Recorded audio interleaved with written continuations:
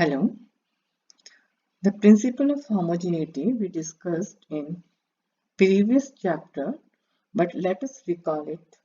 This principle is based on the fact that the two quantities of the same nature can be added or subtracted, and the resulting quantity is also of the same nature. That is, if dimension on both sides of the equation is same, only then the formula is correct.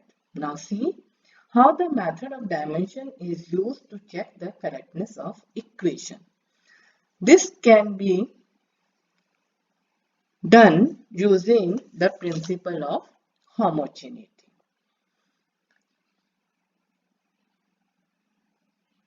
Now consider the equation of displacement as delta x is equal to ut plus half at square. Now replace the quantities with their dimensions. Dimensions of displacement is L.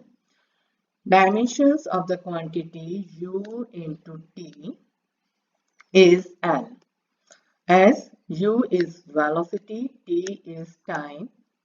Velocity can be written as length upon time. Time cancelled by time. So what is left?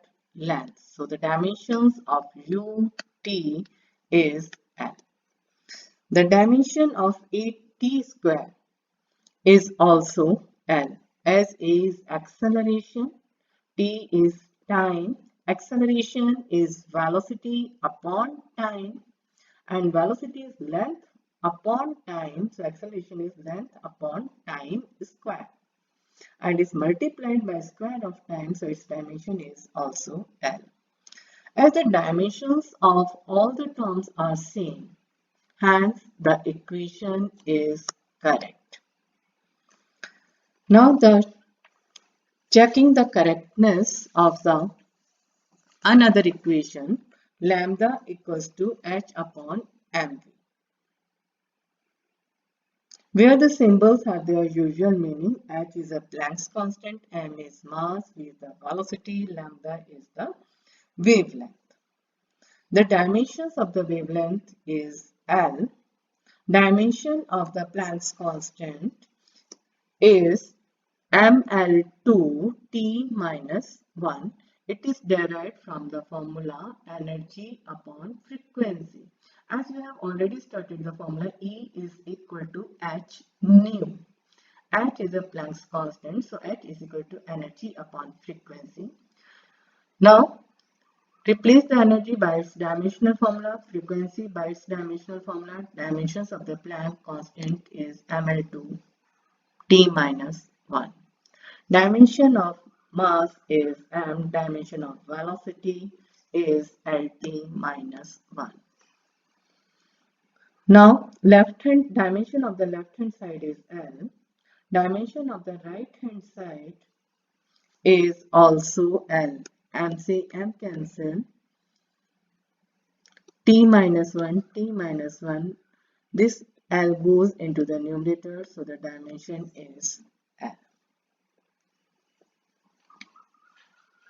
Now, the second use of the dimension is to convert one system of units into another.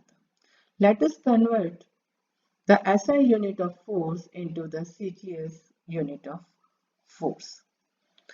The dimension of the force, as we know, is Lt minus 2. So, 1 Newton is 1 meter, 1 kg per second square, and 1 dyne is equal to 1 centimeter, 1 gram, 1 per second square. Divide the two. This will be the equation.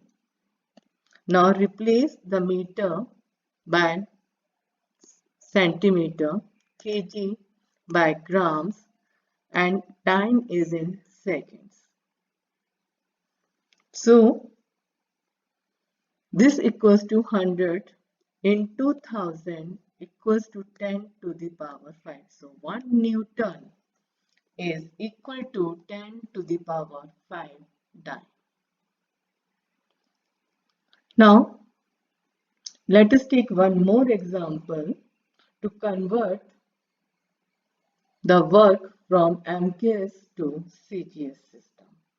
The dimensional formula of the work is ml2 T minus 2.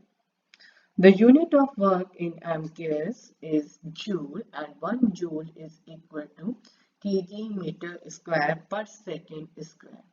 Unit of work in CGS is erg and 1 erg equals to gram per centimeter square per second square. Now divide the two and it will give this relation.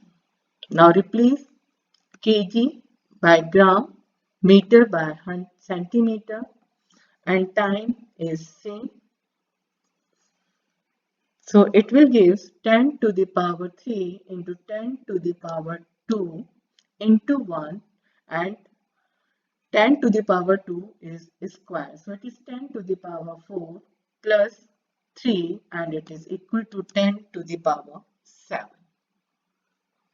So 1 joule is equal to 10 to the power 7 erg. Now there is an homework for you. Convert the value of the gravitational constant whose dimensional formula is m minus 1 L3 T minus 2 from MKS to CGS system. The next use of the dimension is to derive the formula, which we discussed in our next lecture. Thank you and have a nice day.